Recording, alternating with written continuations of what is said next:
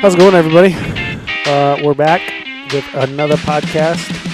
This is the Big Hunt Guys podcast. And today it's just the two of us, just the dynamic duo. We're back. We're here. We got Chris Neville and myself, Trail Kreitzer. Kicked Brady out. I had enough of him. Well, we kicked him out for good reason. Yeah, so we're going to talk about archery and bows and stuff. And Brady quit shooting archery because he doesn't like the challenge. He doesn't like how hard it is to shoot a bow. I don't know. And be consistent. Do you think it's... I don't know. When I hear him talk about his gun and the way he's got the thing set up, it sounds way more complicated than a bow. Oh, yeah. I mean, shooting a gun's pretty easy. You just pull the trigger. Yeah, but it's all the work and effort that goes into it prior to that. Oh, yeah. There's its own thing. I mean, when I see him doing reloads and, he's doing whatever he does with his brass and... Yeah, he's a freak. Spinning it and I don't know. Spitting on it. Just getting wild. Yeah. Have you ever seen us build bows? That's pretty complicated. It is, but for some reason for me, I can deal with that, but I can't deal with that rifle stuff as of yet. I need to dive deep into it. No, not me. I've come up with the conclusion you have to focus on one or the other. Really? You can't do both? I don't think so. I know guys that do both. They're crazy. How do you have that much time? I don't know, but they do it well too. Oh my God. Yeah, I just barely do archery well enough to kind of get by. So, but yeah, we built out a bow yesterday, right? Yeah. Did a little video. Yeah, we'll have a YouTube new playlist series coming up of a complete bow build that we did. All the different steps you need to do to build out a bow. So we'll be dropping it on our YouTube here in the next couple of weeks. So be on the lookout for that. This is kind of the time of year it feels like we're all doing it, right? I mean, we're really getting headlong into archery and kind of starting to fine-tune our equipment. And, I'm fletching and cutting arrows and building up a setup. I feel like this time of year is like the tinkering time. Yeah, this is the time to tinker. 3 different peep sites. I've put on a couple of different sites. Yeah. Tried different bars, seen what I like. Yeah. Basically, I'm just getting ready for hunting season. What I feel like is going to be my hunting setup. Yeah, and that's me. I like to do that too. I like to go through and tinker with, stabilizers, kind of play with my sight. I'm like you. I recently moved my sight bar in a little bit. Just felt like maybe it being that far extended, I just had that much more perception of movement in my pin. So I thought, hey, I'm going to move that thing closer to my riser. Had to increase my peep a little bit, just like you, just to get it to line up, Now that I moved it in closer, but yeah, I'm just tinkering, moving my bars around, trying some different platforms. Because I feel like it's this time of year, because I have like a cutoff date. Oh, really? Where I tell myself I'm done. Yeah. I'm taking this. This is my hunting setup. There's no more messing around because it messes up my head too much. It does me too. It really fucks up your head. Yeah, I feel like I need to get that thing set, dialed, totally, as good as I can possibly get that bow set up and to where it's shooting as good as, I think my abilities are. And then, kind of cut it off and just shoot that bow through the summer. What's your date? Like, what's your deadline? I'm saying mid-July. Yeah, like tack? Like if you go to a total archery. If I'm going into tack, that's my hunting setup. Yeah, because I don't want to lose arrows. Yeah, don't want to lose arrows. I want to be confident going into tack, and then I want to carry that confidence into hunting season, knowing in my head this setup works great for me. No second guessing anything. You shooting any different bows, or you shoot the same bow right now? Well, I have that 34, the TRX 34 that I mess around with every once in a while, but no, for the most part, I'm just shooting the V3X. I have a bad habit of picking up a new bow and shooting it, and I think everybody does this a little bit. It seems like you shoot a new bow or a different bow really well right out the gate. I think it's mostly just in your head, right? And then I fall in love with the new bow, and I'm like, oh, this TRX 36 is just pounding. I'm gonna shoot that, So I'll set it up and I'll tinker with it, and I'll go to the range and shoot for 2 or 3 weeks. And then, we filmed the archery shoot that we did here in the warehouse, and I pick up the V3X and come down here, and I'm like, oh, wait, no, I kind of like that, So, right. And then the bow we just built was... It was an Atlas. The Atlas. And you're going to shoot that a little bit. Yeah, I'm going to play with it. Yeah. I mean, for me, it's kind of in my wheelhouse as far as specs goes of a bow that I like. I mean, it's almost 35 inches axle to axle. It's got a really long brace height, so it's like 7 3/4, which is, I mean, I don't remember the last time I saw a bow that was over 7, as far as brace height goes. So it should be super forgiving. I see guys, Braden Gillantine, I see him just recently. He's using an Atlas, and he's shooting some, competitive matches with it. So I thought, man, I'm going to set that up and play with it and just see what I think. So Right. Yeah, constantly tinkering. But you're right. There is going to come a time where it's like pick one and cut off and start shooting it. Right. Because it seems like, I've talked to people, people that are a lot better at shooting than me, and you ask them, what's the number one thing for me to become a best shooter or be the best shooter I possibly can? They just say a lot of it's mental. It's in your head. Thinking that you can make the shot, thinking you can do the shot, and just keeping that confidence throughout the season. Yeah, and then I think repetition. Yeah. I mean, I do think there's something to be said for being able to, tune your bow so that you're getting whatever bow you choose, whether it's a V3X 33 or 29 or, a TRX 34, whatever the bow is that you pick. I think there is something to getting that bow to shoot as well as it possibly can. So it's tuned, you're getting, good flight out of your arrow. I think draw length is huge. I think that's probably, in my opinion, it's one of the most critical pieces of the entire puzzle of how accurate you can be with the bow is getting that draw length just right. So that pin just wants to sit for you. Mm-hmm. Yeah. So I think that kind of tinkering, whatever it is, get that bow set up and tuned, and then, just reps. Lots and lots of shooting. Gotta shoot. Every day. You shooting every day? Yeah. I shoot, probably not every day right now, but every other day. Home or? Yeah, I usually just shoot right in my driveway, 20 yards right out of my driveway. I just shoot right into my driveway. Into the driveway or into the garage? Into the garage. Okay. Yeah. I was going to say, that could get weird. Yeah, I'm just shooting right there. I got like my mini elk target, and I got some 300 faces that I shoot at, but. Mm-hmm. So what's your process? I mean, when you got a bow. I mean, I set one up yesterday. You're tinkering right now. What's your process for setting up a bow? I mean, for like a brand new bow, it's probably the same exact that you did. I mean, it's funny when I watch you set yours up. Like we do different things, but like the concept's getting at the same point, right? Mm-hmm. Just building it out and making sure everything's level. I always think it's important. Like you're building off something else before you go to another thing in the tuning process. Mm-hmm. So like making sure the thing that you're doing is like the best information or the best stuff that you have in there. So then the next step in the tuning process, it's still going to be good. Because if you mess up that first step, and you go to the next one, it's going to be messed up. Yeah, it's like setting up your rest. For example, you set your knocking point, your D loop, you put your rest on, and essentially at that point you've just got a bare bow, right? And you take an arrow, you pull it back, you fire it through paper, and you get a nice clean hole. Well, then you start adding stabilizers, a front bar. If you shoot a sidebar, you add a sidebar, you add a sight. If you shoot a quiver, I mean, that's all going to impact the tune potentially of that bow. So, I mean, for me, I don't get too crazy about actually tuning my bow until I've got the other things kind of set where I feel like I'm, fairly confident in where they are, and I kind of like the way the bow holds, and then I'll start, the tuning process, shooting it through paper and bare shaft. How did you learn how to set up a bow? I mean, just a lot of trial and error, and then I had a buddy that lived there in town, and he was kind of doing some of his own tinkering. He had a bow press. He did, work part-time at a local pro shop in Cedar. And I kind of got interested in that. I think for me, I guess I should say this. So this is my first experience in getting involved in like doing my own work, right? So I took some arrows to an archery shop, and I just wanted them cut, fletched. I'd bought some shafts, right? Got them back. And archery shops are busy. A lot of them aren't going to cut your arrows for, the straightest part of the arrow. They're not going to cut them from each end. They're not going to try to cut the wobble out or anything like that, which is understandable. I mean, those guys are, turning volume, right? And I'm sure a lot of them will do it if you're willing to pay for that kind of service. But I got my arrows back, and I just was not pumped with the way they looked. The glue was kind of dripping out the sides. I had some veins coming off. I had some arrows that you could clearly tell that when those were ran through the saw, it wasn't like a nice, clean, squared off cut, There's part of the insert, you could see a little bit of a gap in it. And I just wasn't thrilled about that. And so for me, I just thought, I'm just going to do it myself, right? I've got some time. I know that there's a certain satisfaction that everybody takes in their own equipment when you do it yourself.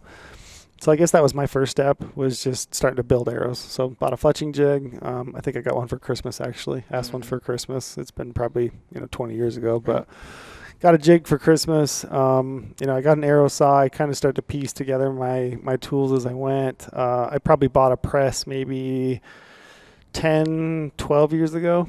And really, a lot of it just came down to reading tuning guides.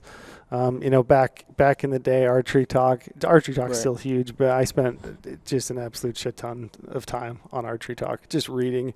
And a lot of it you had to like read through the bullshit, Yeah, read all the. Yeah, because you would get conflicting opinions. One guy would say this, and another guy would say that, and you kind of had to go back and forth and filter it out and be like, okay, I think this is the one that makes the most logical sense to me. And then a lot of it just came to like trial and error. So I'd pop the bow in the press, try it, see what it did. A lot of it just came from tinkering. Yeah. I tell people all the time, like, it seems intimidating. Like people bring a bow. I have buddies that'll bring a bow and they'll be like, can you tune this bow? And I think they kind of treat it like, I don't know, like it's like this really complicated thing. Right. In reality, it's not all that complicated. It's just a string, two cables. It's really just twisting or taking twists out of a string or a cable to adjust the cams.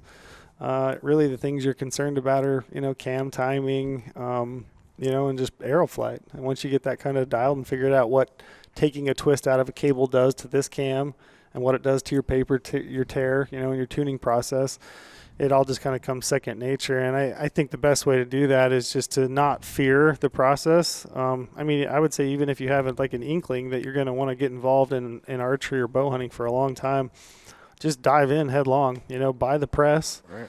get it set up. And I'm a broken record, but there's never been more resources than there is right now. Yeah. There's YouTube videos, there's forums, there's a lot of people are doing their own work. Probably almost everybody now has got a buddy within, earshot that is probably doing their own work. And so there's all kinds of resources. So, Yeah. And that's the best way to learn it.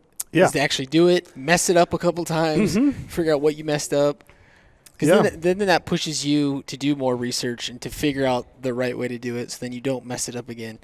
Yeah, the first time you set up your bow, and you get it kind of set up, you get your D-loop, everything put together, and, you shoot it through paper and you get a knock high tear and a knock left tear. At that point, you do the research, you dive back in. Okay, what fixes a tear, And you kind of start to explore that. There's multiple tools to tune your bow. You can move your rests up and down or left and right.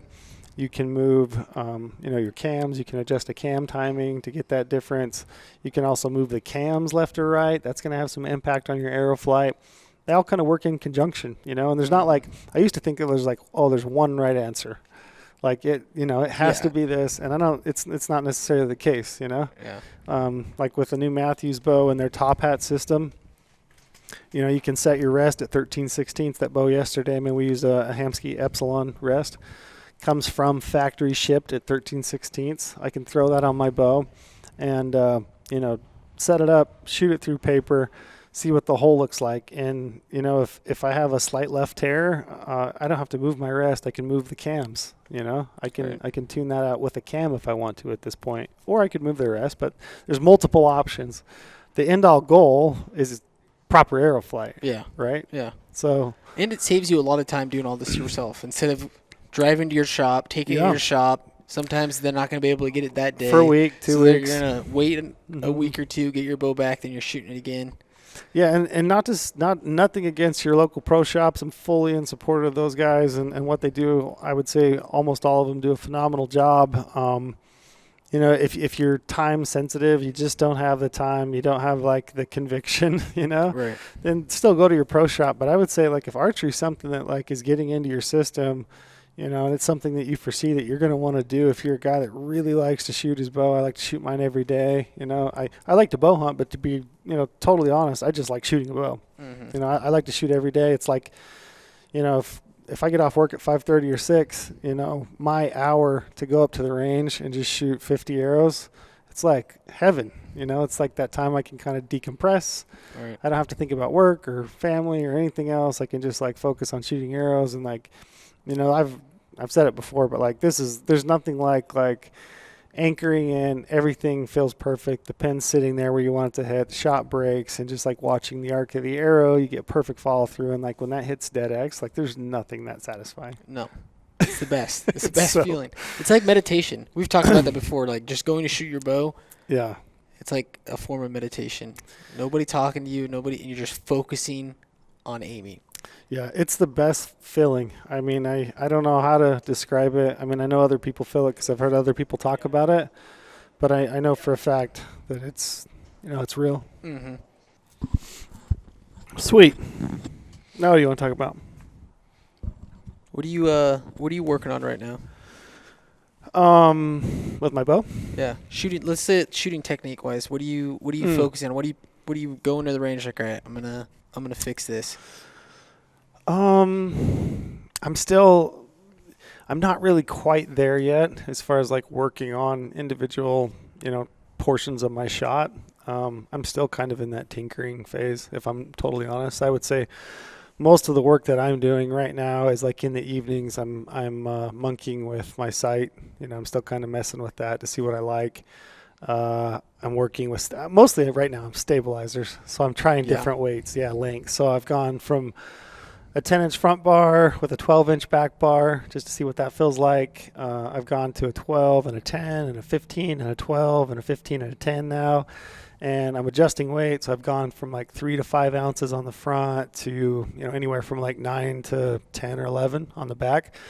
And I'm kind of messing with the angles of the back bar, just the way it holds, the way it levels out, and I'm really just kind of playing with weights and stabilizer setups. And I mean, I think I saw a video the other day where the individual was talking about how a set of stabilizers. It's not going to make you a better archer per se. I mean, still, the most important thing is the individual behind the bow, right? And the entire process, I mean, the more consistent that individual is, the better the shot they're going to be, whether they're shooting a broomstick with a string on it or, a modern compound bow. And I believe that. I do think that if you get your bow set up in a way that for you, that thing holds, so that's draw length, stabilizers, the way that thing sits, I do think it does have the potential to make you a better archer, because at that point it's a better balanced fitting bow for you. And I think the better that thing holds and the better it aims, the more relaxed and the less anxious you are through your own shot process and your aiming process. So I do think like stabilizers have the ability to make you a better shot. It just may take some tinkering. It's collective, right? Yeah, so then you're coming to your answers. So you're going out, you have some tinkering you did, you're going out, you're shooting.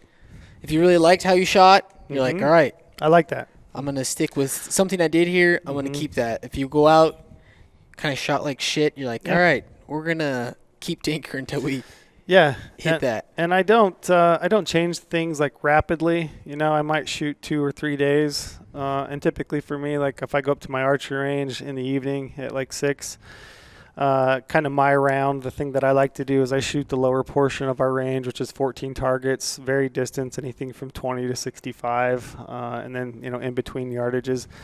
And I'll shoot typically, I'll do like 4 or 5 arrows to warm up, and then I'll shoot 4 arrows per target, and I'll just kind of keep track of my score. And I keep track of it. I do that every day, and I'll probably make a change, and I'll shoot that round, 2 or 3 days in a row, and just kind of measure that against the other changes that I've made. And pretty quick, I can figure out like, oh yeah, this holds better. Recently I took, I felt like my draw length was maybe a little bit long, right? So I shortened it up. That was me messing with your head. Yeah, you did that. I called up Trill the other day. And I'm like, yeah. I think I was saying my draw length. I was like, I think it's too short. Yeah. I'm just not liking my sight picture. I think it's too short. Yep. And we were talking about the way that the bow aims, whether it's kind of a tight herky-jerky aim or whether it's like a long swooping aim. Long swoopings typically like your little bit long draw. Tight, herky-jerky, rapid movements typically means that you're like a little short-strung. But yeah, it's funny how archery's so mental. Oh yeah. I mean, you kind of put it in my head, hey, maybe mine's too short, maybe I need to go longer. And then I'm thinking, maybe mine's too long. Maybe I need to go shorter, So I took some adjustment and kind of, wrapped those cams around so the draw stops were hitting sooner. Took a little draw length out of it. Went back and shot it. So I would say right now those are the things I'm working on. I'm working primarily on draw length and stabilizers and just shooting rounds, every 2-3 days per change, and just kind of fine tune and Yeah. find out what aims the best for me. Yeah, for sure. Yeah, I'm kind of in the same boat. I guess mine is more because I just recently started shooting Hinge. Mm-hmm. I mean, it's probably been You've been on and off with it for a while. Yeah, I've been on and off for it. And then I get to hunting season and I get too scared. So then I just shoot, a thumb button. And then I go back to Hinge. And then this year I decided I'm shooting all Hinge. So I'm just always going to shoot the Hinge. And I'm shooting the Ultra View. You like the The Hinge? original. Oh, yeah. Yeah. Everyone shoot a Hinge. Yeah, it's interesting. Like I get asked a lot, like, do you hunt with the Hinge? I have for 10 plus years, I think, at this point. And they ask me, well, why does it make you a better archer? I honestly don't think I'm more accurate. Like if I boil it down to like shooting quarters at 20 yards, I think I would be more accurate with a thumb button or with a index finger release that does have a trigger if I had the ability to mentally manage that. What I am with the Hinge is I'm more consistent. So I might not shoot as tight a groups, but if I shoot 10 arrows, I'm not going to have any flyers, typically. Mm-hmm. I'm not going to have any that like completely miss a block target at 40 yards, like I do with a thumb button or an index finger. And that's just me. That's mental. You know what I mean? So, I'm not more accurate with the Hinge, I don't think, but I am more consistent by a lot, which is ultimately what matters to me when I'm hunting. Right. Yeah. I want to be more consistent. Yeah. Yeah. And I think taking the hunter's mindset and just like anxious. Yeah. Like, I don't care who you are, how long you've been shooting. I can go shoot a thumb trigger. Great. I can shoot it at the range. I can shoot it, do anything. Shoot it great. But when it comes down to the hunting situation, the nerves are building up, and I need to make a shot, you start getting anxious, and shit happens that you don't want to happen. Yeah. And then that's when I realized, like, all right, I can't keep doing this. Yeah. I just need to shoot a Hinge fully. I'm sick of this. Yeah, for me, I just quit. I just started shooting a Hinge, and I never shot anything else. And I did that for probably almost 2 years. Just Hinge. Just straight Hinge. Never shot an index finger release or a thumb button. I just shot a Hinge. I shot it all the time.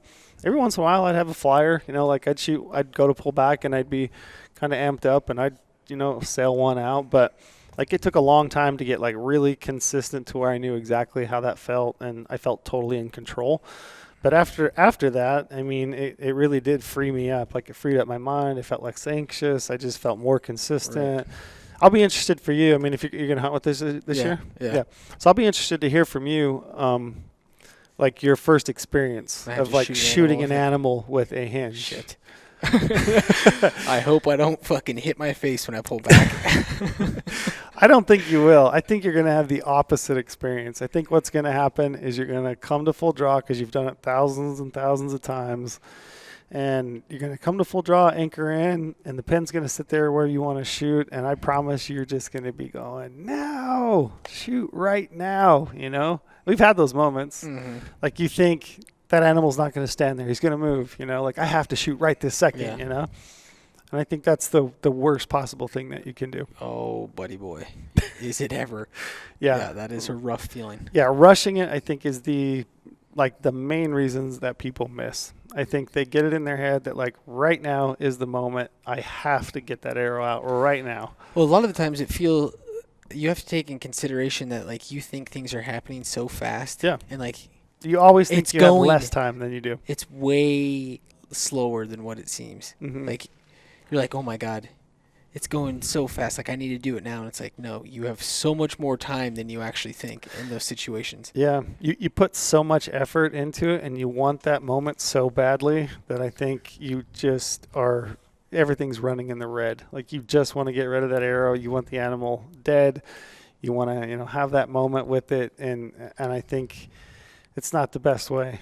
I think you want that delayed response. I think you want a little – I mean – people say subconscious is a dirty word maybe when it comes to archery. Right now, it seems like, people are saying you want conscious control of your shot at all times. But, I mean, for me, the best shots I've ever made on animals is due to just thousands and thousands of repetitions with a Hinge and just coming to full draw. The pin sits on that animal, and it's just the process that I've done 1,000 times. It's the tension. Everything builds. I'm used to not jerking a trigger. and just kind of relax No. through it. Shot Yeah. breaks unexpectedly, and No, I'm 100% in that boat too. Of just your muscle memory is gonna take over in those type of situations. Because I know some people are like, oh, I don't ever want to shoot my bow, shoot it a couple times, and then before hunting season, then I don't have that anxious feeling, or I feel like I'm in more control since I don't ever shoot my bow that often. I don't want that at all. No, I sounds want so terrible. many repetitions that it's Yeah. just automatic. Automatic. Especially with the hinge. I mean, you're so amped up in that moment. Your nerves are firing. You want it so bad. You value it. What I want is to come to full draw, my pin to sit. I want my mind to just be racing, telling me now, but not fire, and then process. Done, Process happens, shot breaks, surprise shot, arrow arcs, hits, 12 ring, Yeah. kills an animal. I've made some shots like that. I mean, I've made some shots where I just was like, yeah, that wouldn't have happened without this, converting over. So Yeah, so I'm pretty excited, and that's kind of like what I've been working through. Still, I mean, I can I'm shooting it a lot better, and I'm pretty consistent with it now. But still, like working on like my anchor points. And then a lot of my focus right now is my sight picture. So I've been trying out new sights. I've been trying different sights, bigger, smaller, different peep sights, bigger, smaller. Just trying to get my sight picture, and stabilizers do come into hand with that as well. Because like I was noticing the other day, I was shooting a 12-inch front bar, and I was getting like a lot of waggle, like back, left, and right. And I was like, all right, I'll throw on my 15 and see what that does. Threw on my 15 bar, took that right out. Yeah. Just no waggle. That left to right waggle on the target. You shooting a quick disconnect on that? Yeah. Fit down or? Yeah. Okay. 10 degree down. Both bars you had a down? And I might tinker with that. You told me you like shooting yours straight out sometimes. Yeah. So, I mean, I shot the Traverse that, we had a few years ago. I shot the VXR, and I shot both of those with a 10 degree down quick disconnect, and that seemed to be where I liked it, right? So then, fast forward this last year, we get the V3 X33. I set that bow up. I put a down disconnect on that bow, and I shoot it, and I just, no matter what, I just couldn't get that bow to feel like I wanted it to with a down disconnect. So I went back to just straight mount, just screwing it right into the riser, and that seemed to clean up the hold for me on that bow. So yeah, I'm not shooting a disconnect on that one. What size peep are you shooting? I kind of shoot a in betweener. What is it? A 5/32, I believe. Yeah. So it's it's a little larger. It's kind of an in betweener size. I mean, I don't know that it matters too much. I don't like a huge peep. I don't like a ton of light and a ton of just stuff. I try to eliminate, like, this is a weird thing. So like a lot of people like a sight picture of a single pin sight. Housing, right? They That's like me. right? A lot of people do. Most people do. They like that field of view. For me, I like a 5-pin sight, and one of the reasons I like a 5-pin sight beyond other reasons is I like the clutter. Like I like the the blockage of field of view back to my right, because at that point I'm not looking at anything else. Really, the only thing I'm concerned about is the pin that I want to hit. I want to shoot and aim for, and I almost like that blockage. It kind of quiets me down. I feel calmer. If I have a single pin, it tends to amplify the amount of movement. Just kind of messes with me, makes me more anxious. So yeah. I like a 5-pin. And as part of that, I guess I should say, peep sight for me, I like, a little smaller peep, and as long as I can get the peep and the housing of my sight to line up, I'm good to go. But like somewhere between like an 8, 5/32, a little bit smaller. Yeah, because the smaller the peep, they say more accurate. So they say. Can be. Can be. Be. A lot of your target archers shoot really small peeps. Yeah. So I threw in like a 1/8 the other day, and I'm like, oh man. Yeah, you also have to be able to collect enough light to be able to see through the thing. And so as I get older, what I was seeing was way more movement. I mean, which makes sense because you have a clear focus on your pin, like much better than. And that movement gives me anxiety. Like, I'd rather I like when my pin does not move, which you're supposed to, there should be some movement, trust the float. Yeah. But, like, anytime it's, like, jerky movement, I shoot better with it just floating around. Rather than herky-jerky. Yeah. Yeah, I agree. I mean, I don't think anybody's pen just sits. No, You know, impossible. it doesn't just sit there ever. It might for like a second or two, but it's usually like you're not far enough through your shot process that you know the shot's breaking. And if it is sitting there and you're punching the trigger, then you're going to develop bad habits in the long run. You're going to get target panic. But yeah, slow float. You know, what size peep or pin are you shooting? Like you shoot? I think it's 19. 19s. Yeah, 19s. You shot 10s ever? Yeah, I used to shoot 10s. Yeah. I used to like 10s. Yeah, a lot of people do. I dislike them for the same reason. You know, it's more movement, right? So it's a smaller pin, and it just seems to move more. You know, whereas a larger pin, like a 19 pin at 70 yards, is going to take up a pretty good chunk of your aiming point, right? Yeah. Which some people might perceive as bad, but for me, I actually like that because it's like, oh, if I cover up this whole thing that I'm going to try to hit with my pin, I just feel relaxed. Like I don't see it moving around, you know. So yeah, different strokes for different folks. I know. It's crazy. I almost think I'm more comfortable when it's like smaller and like a little bit blurry. Like I can't. I almost think I think I'm a more of like an instinct. Like I like that kind of a feeling instead of like.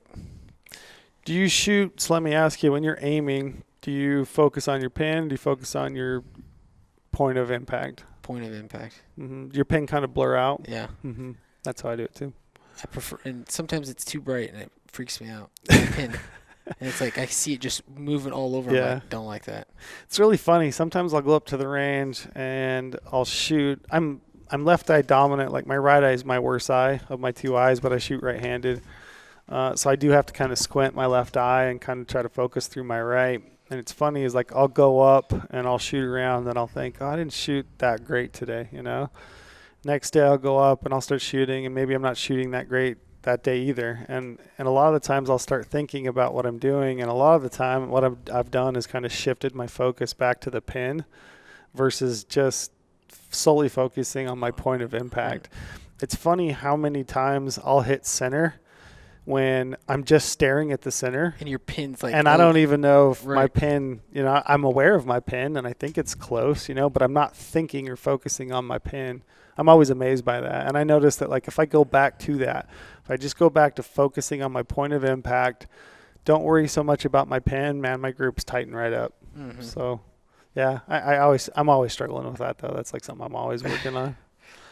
There's always something to be done. Yeah. Working away. Always working away at it. I mean, we set up a bow yesterday, like we talked a little bit about process. I mean, is there anything in that process that you saw, that, like me setting my bow up, that you think is, you know, different than how you do it?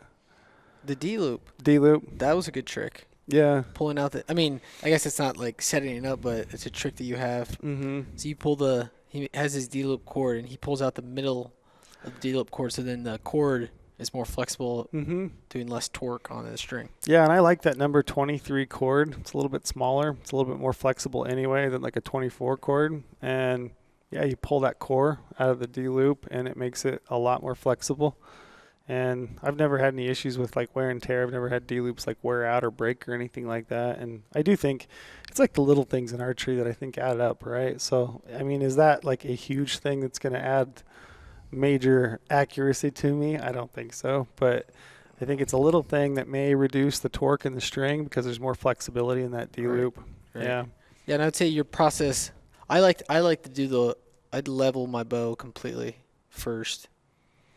So you put your bow on a vise? Yeah, I do vise, level it all, and then I start. So you level your arrow? Yep, level my arrow. On your rest. Do you bolt your rest on your bow? Yeah, so I put on like everything right away. My sight, my rest, then I level it all, and then that's when I tie in my knocking. Your knock point? Yeah. Yeah, I do a little different, like I showed yesterday, and you guys will see in the video. I mean, I kind of adopted this idea. I think I heard it from... I might have heard it from Levi Morgan. I think maybe. I think what he does, and I've since adopted, is I just measure that halfway distance between cams. So find a point on the cam that's exactly the same, assuming that your cams are in time, right? And then just half distance between those two, and I set my knocking point right there, dead center of the string. And then in doing that, I'll tie in my knocking point. You know, I'll even tie in a D-loop, you know, after that. And then I'll put my bow in the Vo vise, bolt on the rest.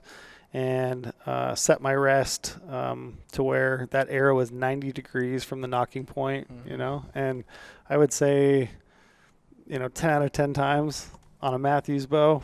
It might be a little bit different with a different bow, but Right. like on a Matthews bow that mostly, I'm working on, you do it that way, that arrow at a 90 degree off the string with the knocking point dead center of the string, that arrow will run smack center through the burger hole.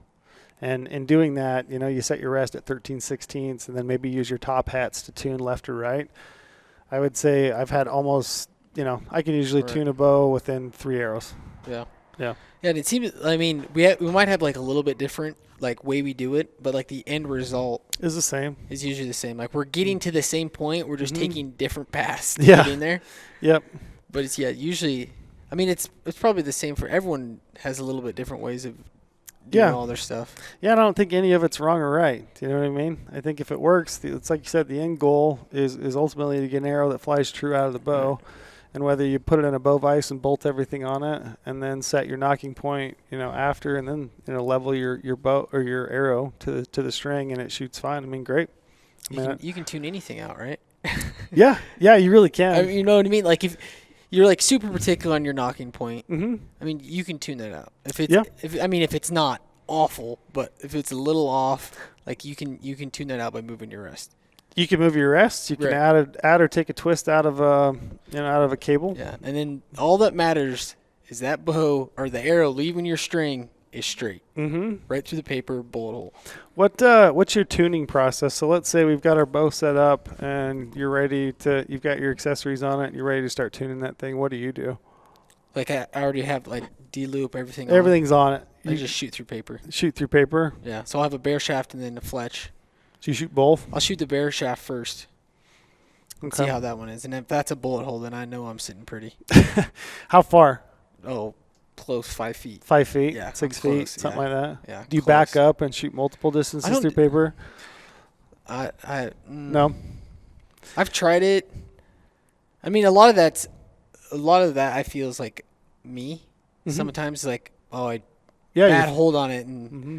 a lot of that I feel like, and especially shooting a bare shaft, there's no fletchings on it, guiding it a little bit. Mm-hmm. I don't know. I feel like I'm not that great of an archer yet to be like, I need a bullet hole at 20 yards. Well, by that it should be because the Yeah. veins should correct Yeah. it if you're shooting a veined Right. arrow, right? Yeah. Yeah. But I mean, if I'm 5 feet and I'm paper tuning and I have bullet holes, Mm-hmm. then I'm all right. This thing's ready to shoot. It's tuned. Yeah. And that's all I do. Yeah. Do you shoot bare shafts at all? Like 20 yards Yeah, I'll shoot 'em. bare Yeah. shaft just to see? Yeah. Mm-hmm. I mean, I think it's good to do that, shooting that far into paper, more for my form and less for my tuning. Mm-hmm. Stuff that maybe might need to work on. Also tells you about your tune, though. Right. Yeah. Yeah, I don't get too crazy into bare shaft tuning. I'll paper tune like you, so like 6 feet, and I'll shoot a fletched shaft, Mhm. through. And I'll usually go through and shoot like all my arrows. Like I'll shoot a dozen arrows if I got them fletched.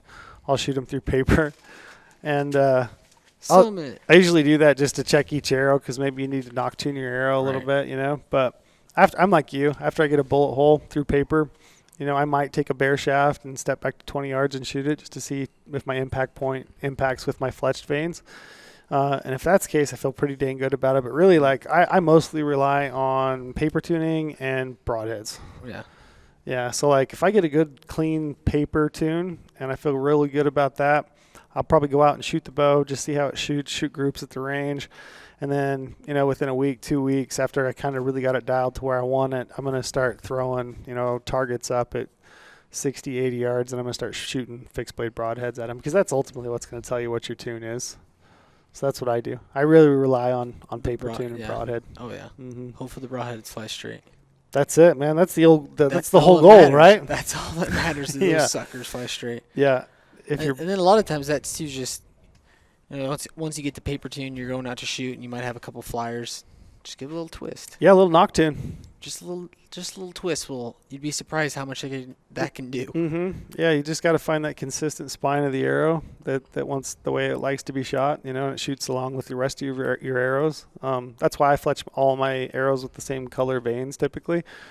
So I'll shoot, I'll fletch all three of my, my veins white. That way, if I have to rotate it to a different orientation. I'm not missing out on anything, Mhm. you know. And Yeah. then my cock vein, I'll usually put, little note on it, or I'll write number 1 or number 2 or whatever on to kind of delineate what arrow is my cock or what vein is my cock vein. Yeah, good stuff. Good stuff. I'm ready to go. I'm ready to go bow hunting. I'm ready too.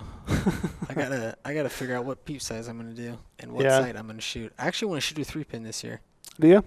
Why? So if anyone finds the 3-pin, Excel? the XL, Yeah, the That is AccuStat it. head. yeah, I think it's the AccuStat 2. So it's got the little white and then it's got the bigger white on. It's got like 2 Mhm. white rings. Yeah, with the 3-pin. Yeah, that's what I'm looking for. Why 3? You've always been single or double. I like 3 because it's not too much clutter, Mm-hmm. and I feel like in an elk situation that's Mhm. gonna cover me. Yeah. 20 to 40. Yeah, for the most part. Yeah. Yeah. Yeah, I still like 5, but And if I need to crank that's on it, just then me. crank on it. Yeah, but you don't always have time. Sometimes a bull will come in and he'll go all different ranges before you actually get a shot. I try to dumb that down as much as I possibly can because I'm such a mental mess at that moment. See that I feel like that makes me think more. Really? I have to all right, I need to make sure it's this pin. And this whereas Mhm. like I mentioned before, I'm a fairly decent instinct shooter. Mhm. So just knowing just take this pin and hold it a little high. You'll be Yeah, the fine. thing I worry about that is that if I get into a situation where I'm shooting through a window through some trees or something, and I feel like if I'm guessing, I'm guessing. Whereas if I've got a pin, Right. I'm like, man, I can put that pin right there. Or if he's 45 yards, I can gap those 2 pins through that clearing in the timber, and I can still execute a shot. But I will say, I think a lot of that is just what you're used to. I'm used to shooting 5 pins. I've shot 5 pins for 20 years plus, right? I think if you're used to shooting 5 pins, Right. I don't have to think about what pin should I use because I already know. I've done it so many times. I'm like, I know that pin's my 50-yard pin. So, I really did like the double pin. I still do like that one. mhm. Also to that, a lot of times I would just dial. Yeah. If you I'll got time, dial right? it right to the exact yardage most of the time. I prefer that. Yeah, I can see If that. I can range, dial. It's fairly quick. But for the most time, when I'm elk hunting, I'll set it at 25, and then it'll be 35. Yeah, Usually. probably. Yeah, 30 Thereabouts. or 40, Mhm. something like that. Yeah. So then I kind of cover it with just those 2 pins most of my shots. What do you think I just want to touch on one more thing and then we can wrap. But what do you think the reasons, what are the biggest reasons that people miss? Or why are the reasons that you've missed in the past? Oh, want to shoot now. You think? Oh, yeah. Punching? Rushing it? shots, for sure. Yeah. 100% rushing shots. I think that's a huge one. The other one I think people miss is range. Yep. Miss yardages, probably. Missed yardages. I think that's a huge one. And that can be really hard to deal with. In the moment, you can just get so wound up in, the whole emotion of it and, not realize that, hey, that bull was walking towards you, the whole time. So when you range that tree, it was 45 yards, but now that bull's walked past it and he's 8 yards closer, Yeah. You don't take that into account. Uh-oh. Yeah, uh-oh. Yeah, I missed a bull a couple of years ago in Arizona. Same thing. Just range, shot over him. Angles. I think angles is another big one. Yep. Yeah, that compensation. My rangefinder, I'd ranged it, and, there's a half a second delay after you range an animal before it gives you the adjusted yardage. And my rangefinder, I just took the first range and drew back, executed. It was probably one of the best shots I've ever made in my life, and just sent that arrow over his back. I was like, what the hell just happened, Just Whiffed. Whiffed it, yeah, but just range. Yeah, I think that's it, though. Range, rushing the shot. That's why I'm shooting a hinge. There you go. I'm not even going to let it even get close to happening. I'm excited. I'm excited for the summer to, get a bow really set up and dialed. I think we're going to go to some TAC events, maybe 1, maybe 2. Yeah. So I'm looking forward to that. That was fun last year. Yeah. I think that's good practice. It's just fun to be out with your buddies shooting some arrows. Yeah, that's a real good practice for hunting season. Hopefully you're at least hitting targets because it could make you not very confident going into it. Or inversely, it could make you super confident, right? Yeah. Yeah, I think, those shoots. I talked to a lot of people, and a lot of buddies are like, man, I'd rather be out scouting on a Saturday. And to that effect, I can say, yeah, I understand, what it's like to be out wanting to scout and find an animal. I also think that like those are good practice. Like if you can work through those courses on a weekend and not lose any arrows, or maybe lose one arrow and come out of that with just like tons of confidence, I think there's a lot of value in that. Oh yeah. I know last year at Big Sky, I shot around by myself the second day, Cody and I, the camera guy, and I remember there was this elk on the elk course, and it was like an 84-yarder, and anchored in, executed a shot, and I 12'd it, just dead X'd it, Let's go hunting. Yeah, and the rest of the course, I shot pretty good, but like I think about that shot all the time. I think that one shot where everything went perfect, like gave me a lot of confidence. Yeah. It's going to be the most realistic scenarios or situations you're going to have to the actual time that you actually have to shoot an animal. Yep. Yeah, and you can't get that every day at home, So it's kind of fun to get out and practice those in the summer. Plus, you're like shooting with buddies. You got people watching you. There's a little bit more nerves, so you kind of get some of that feeling going. Yeah, it's a good hang. Yeah. Yeah, I agree. I'm looking forward to those. Yeah, it'll be fun. And then when you and I are going elk hunting, and you're first up. New Mexico, here we go. Oh man, I hope the fires die down, huh? Oh yeah, me too. Yeah. It'll be fun. I'll be excited to stand behind you and watch, see how you do with the hinge for the first time on a big bull elk. Right through the heart. Now I got him. Dead X'd. Well, Right on. I would say if you guys got questions, if you listen to this podcast, you tune in on YouTube, you got questions about tuning or, arrows. We didn't even talk about arrows, really. Maybe we'll jump into that some that other might time. Be a whole one. A whole other podcast. Yeah.